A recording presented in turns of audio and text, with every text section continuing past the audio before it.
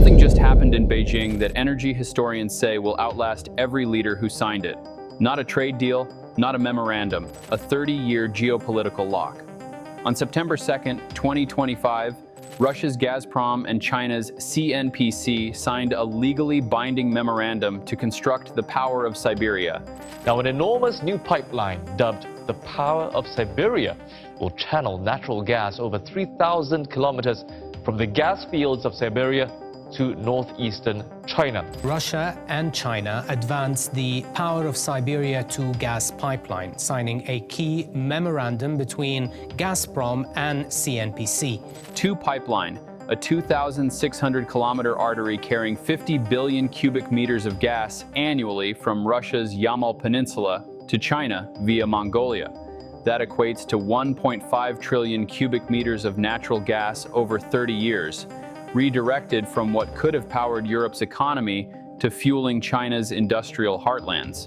Building on the original $400 billion Power of Siberia 1 deal signed in May 2014, China's first 30-year gas template with Russia, the new pipeline finalizes the Eurasian energy axis that Western leaders said would never be built. And the most devastating detail: Putin signed the deal in Beijing on September 2nd, the day before the Chinese military parade marking the 80th anniversary of Japan's defeat in World War II. Alongside more than 20 top officials Xi Jinping had hosted at the Shanghai Cooperation Organization Summit in Tianjin, where he portrayed China as the alternative global leader to the United States. The pipeline is not a contract, it is a coronation. And the Yamal gas that built modern Germany, France, and Italy for 50 years is now legally booked, physically rerouted, and contractually committed to a single customer in the East, forever. Share this everywhere, because what just happened between Moscow and Beijing, the original $400 billion Power of Siberia template, now extended to a second 30-year pipeline carrying 50 billion cubic meters annually from Yamal, Russia's pipeline gas to China set to grow to over 100 billion cubic meters per year. Once Power of Siberia 2 is operational, the EU formally adopting Regulation EU/261/2026 on January 26, 2026 to permanently ban all Russian pipeline gas and LNG imports by autumn 2027. Russia's gas exports to Europe collapsing from 150 billion cubic meters earning $20 to $30 billion before the war to almost nothing today. Yamal LNG cargoes flowing 97% to Europe in Q1 2026, 69 of 71 cargoes. Only as a final stockpile before the EU ban kicks in on April 25, 2026. Mongolia replacing Ukraine as the new transit kingdom earning billions in fees, while Brussels writes itself out of the contract entirely, and Russia and China signing the binding memorandum on the same day Xi reviewed his largest military parade in a decade, is not a market deal. It is the operational dismantlement of the Atlantic Energy Order that built post-Cold War Europe, engineered through one pipeline, legally locked for 3 decades. And by the time the first cubic meter flows through it, the European Union has already legislated itself out of the conversation. Before we reveal exactly how the Yamal gas reserves that powered German chemicals, French electricity, and Italian heating for 50 years have been physically and legally rerouted to China, why Mongolia just inherited Ukraine's transit kingdom status, and what the 1.5 trillion cubic meter commitment means for the future shape of global energy, subscribe to this channel right now and hit that bell. Because Europe is not being shut out of Russian gas. Europe is being shut out of the molecules that originally belonged to it. Here is what the deal actually contains, and why the specific volume figure attached to Power of Siberia 2 represents the largest single energy commitment of the 21st century. The POS 2 pipeline will transport up to 50 billion cubic meters of gas annually from Russia's Yamal Peninsula in West Siberia through Mongolia into northern China. The proposed PS2 pipeline would replace lost export capacity from Nord Stream 1, which had a design capacity of 55 billion cubic meters and exported 59.2 billion cubic meters of natural gas to the EU in 2021. The same scale, reverse direction. Gas that physically went west, now physically going east. Combined with power of Siberia, one's planned full capacity of 38 billion cubic meters, plus 10 billion cubic meters from the Far Eastern route, plus 12 billion cubic meters from gas production on Sakhalin, total Russian pipeline gas to China, is on track to exceed 100 billion cubic meters annually once POS2 commences. That is over 1.5 trillion cubic meters across the 30-year contract, the largest, most ambitious, and most capital-intensive gas project in the world, in the words of Gazprom CEO Alexei Miller. Estimates for the construction price tag alone range from $13.6 billion to $34 billion, and that is layered on top of the original $400 billion Power of Siberia 1 deal. The 30-year contract Russia and China signed on May 21, 2014, immediately after the West sanctioned Moscow over Crimea. The 2014 sanctions did not break Russia's energy strategy. They created it. Now look at where the gas is physically coming from, and why the Yamal Peninsula is the specific reservoir that ends Europe's strategic relevance to Russia forever. The new pipeline draws on Yamal Peninsula gas reserves in western Siberia. Russia's Yamal Peninsula gas reserves were too large to be absorbed by European customers even when Russian-European gas trade was in full swing before the full-scale war with Ukraine. Too large for all of Europe combined. That is the scale of the reservoir Putin just contractually committed to Beijing. Think about what that physical fact means in operational terms. In the past, the Yamal Europe pipeline transported gas from Yamal to Germany via Belarus and Poland, a route that, following Russia's 2022 invasion of Ukraine, Poland began reversing the flow of gas, and in May 2022, Gazprom shut off all gas exports through it. The European route is dead. The Asian route is being built. Same gas, same wells, same Yamal Peninsula, just a different compass direction. The distance from Yamal to Kyakhta on the Mongolian border is about the same as the distance from Yamal to the Ukrainian border, and the length of the transit pipeline in Mongolia, 935 kilometers, is about the same as the Ukrainian transit route. The geography is symmetrically reversed. Mongolia replaces Ukraine. China replaces Germany. The same molecules, a new continent. Just look at what Europe just did to itself in parallel, and why the EU's January 2026 Russian gas ban is the legal seal that makes the rerouting permanent. On January 26, 2026, EU countries formally adopted Regulation EU/261/2026, phasing out Russian imports of both pipeline gas and LNG, turning the Repower EU roadmap into EU law. For short-term contracts, the prohibition will apply from April 25, 2026 for LNG and June 17, 2026 for pipeline gas. For long-term contracts, the prohibition kicks in from January 1, 2027 for LNG and September 30, 2027 for pipeline gas. Non-compliance carries maximum penalties of at least 40 million euros for companies, or 3.5% of total worldwide annual turnover, or 300% of the estimated transaction turnover. The remaining 35 billion cubic meters of Russian gas still imported to the EU annually will be out of EU markets in less than 2 years, 35 billion cubic meters, legislated to zero, while Putin and Xi signed 50 billion cubic meters to flow east. The EU dependence on Russian gas has fallen from 45% of overall imports to 12% in 2025.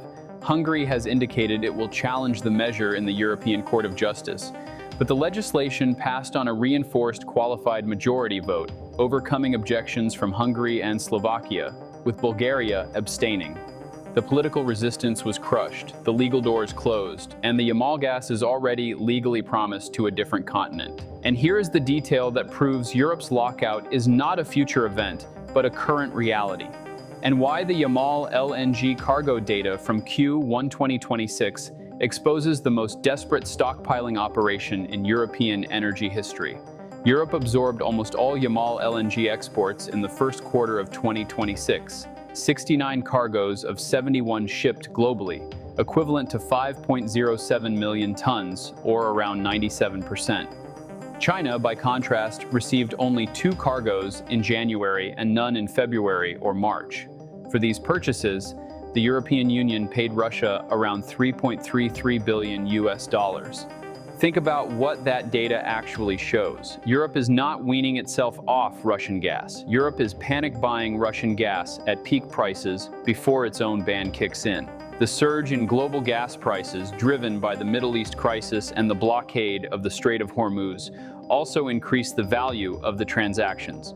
The Iran war drove prices up. Europe paid those prices to Russia, while simultaneously legislating against Russia. While Putin signed Power of Siberia 2 with Xi, major operator Novatek, which has been exporting Arctic LNG to Europe, will need to redirect more than 15 million tons per annum of cargoes previously destined for the EU to buyers in Asia and other markets.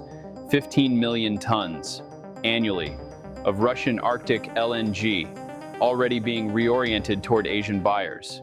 The pipeline is the formal lock. The LNG redirect is the immediate consequence. Now look at what Mongolia just inherited, and why a country with no historical role in global energy is suddenly the most strategically important transit state of the 21st century.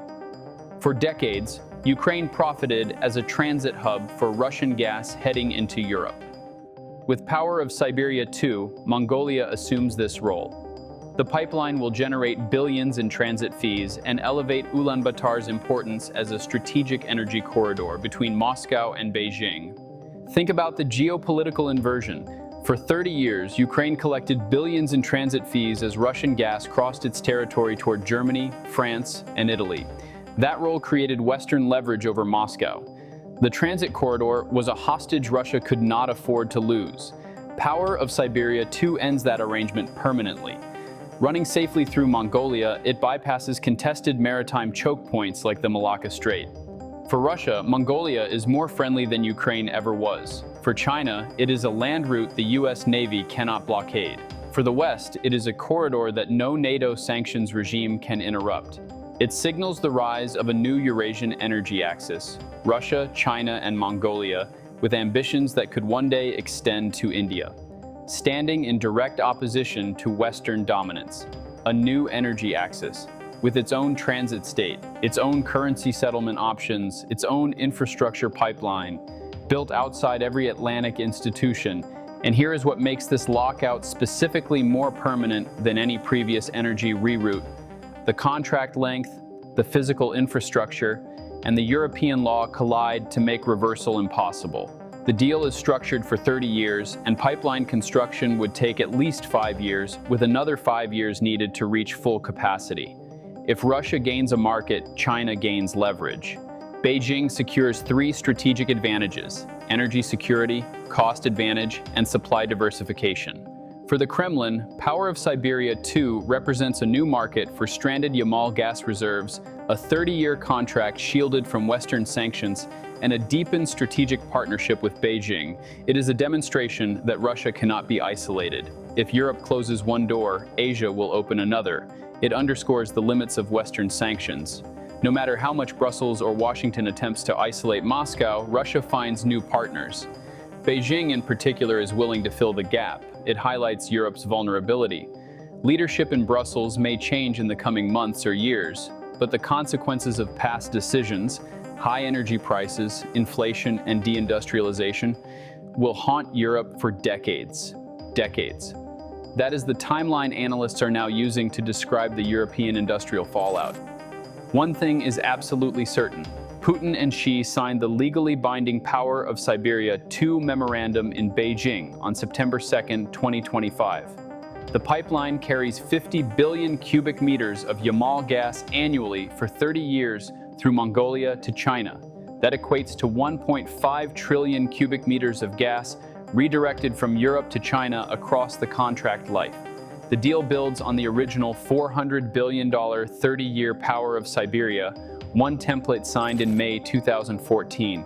Combined Russian pipeline gas to China will exceed 100 billion cubic meters annually once POS-2 is operational.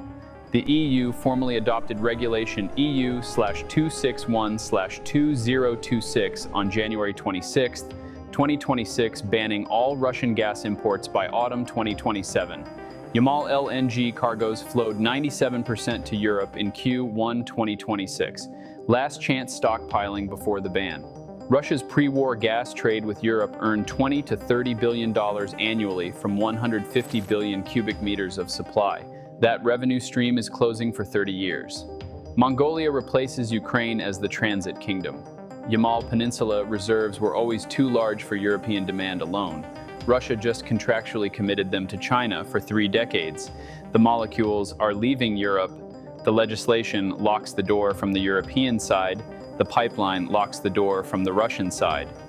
If Power of Siberia 2 begins construction on schedule and deliveries flow by 2030, every cubic meter of West Siberian gas is contractually committed to Beijing for 3 decades, and the European market becomes physically and legally impossible to re-enter even if Brussels reverses course on sanctions. If the EU's January 2026 Russian gas ban holds through autumn 2027 as scheduled, Russia's last legal pipeline route to Europe through Turk Stream closes, and the entire 50-year energy architecture connecting Russian gas to European industry ends without a successor agreement on the horizon. If China formally signs the final pricing contract in 2026 and Mongolia approves the transit infrastructure, the Eurasian energy axis becomes an operational reality, and the Atlantic Alliance loses the leverage that 2 generations of Western leaders built into the global gas trade. The pipeline is being built. The European law is signed. The Yamal gas is rerouted. Putin called it a partnership. Xi called it victory.